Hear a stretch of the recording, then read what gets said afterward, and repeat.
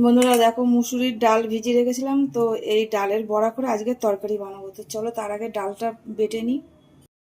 আর ডাল বাটার জন্য মিক্সি বাটি নিয়েছি, তো ডালগুলো দিয়ে দেবো বাটির মধ্যে।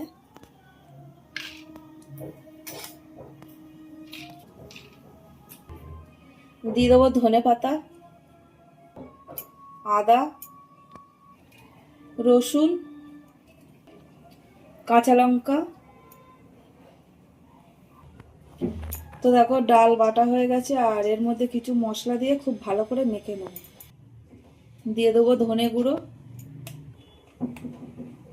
জিরে গুঁড়ো, নুন, হলুদ, আর ডিম দিয়ে দেবো। 2খানা ডিম দিলাম।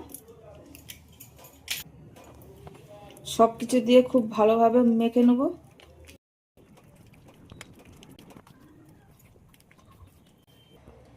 আর এখানে বড়াগুলো ভাজার জন্য কড়াই বসিয়েছি, আর বড়াগুলো ভাজার জন্য দিয়ে দেবো।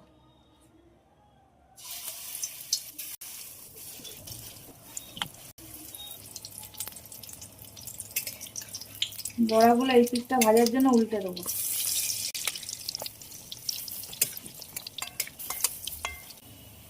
বড়াগুলো ভাজা হয়ে গেছে, আর উঠিয়ে নেবো এবার। ওই তেলের মধ্যে আলুগুলো ভেজে নেব। আলুগুলো ভাজার জন্য খুব ভালোভাবে নেড়ে দেবো। আলুগুলো ভাজা হয়ে গেছে, আর উঠিয়ে নেবো এবার। ওই তেলের মধ্যে ফোড়নে দেবো তেজপাতা, শুকনো লঙ্কা, জিরে, পেঁয়াজ কুচি। ভাজার জন্য খুব ভালোভাবে নেড়ে দেবো। টমেটো কুচি দিয়ে দেবো, নুন দিয়ে দেবো।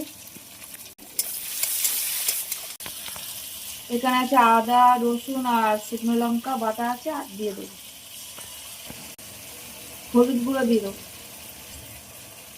ধনে গুঁড়ো দিয়ে দেবো, জিরে গুঁড়ো দিয়ে দেবো, ভেজে রাখা আলুটা দিয়ে দেবো। দিয়ে একসাথে কষানোর জন্য খুব ভালোভাবে নেড়ে দেবো। আলু মশলা খুব ভালোভাবে কষানো হয়ে গেছে, আর এবার জল দিয়ে দেবো। জল দিয়ে দিলাম, গরম জল। জল দিয়ে খুব ভালোভাবে মিশিয়ে দেবো।